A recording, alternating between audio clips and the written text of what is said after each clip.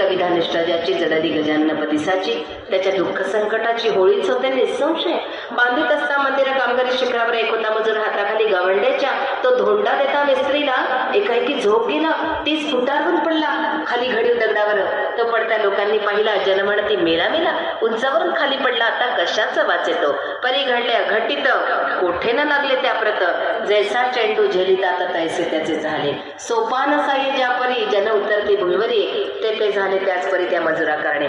मजूर म्हणे लोकांना, माझा जेव्हा झोप गेला तेव्हा एकाने धरले मला पडता पडता करास, पाय भूमीसी लागता क्षणी तो न दिसला मज लागुने. हे वृत्त ऐकून लोक अवघे आनंदले. अभिश्राप कोणाचा, समर्थन घेती साच्या. हा योग पडण्याचा दैवाने चाल तुझं. या तुझ्या पडण्याने स्पर्श केला समर्थाने, तुझ्या करा कारणे असे भाग्य कोणाचे.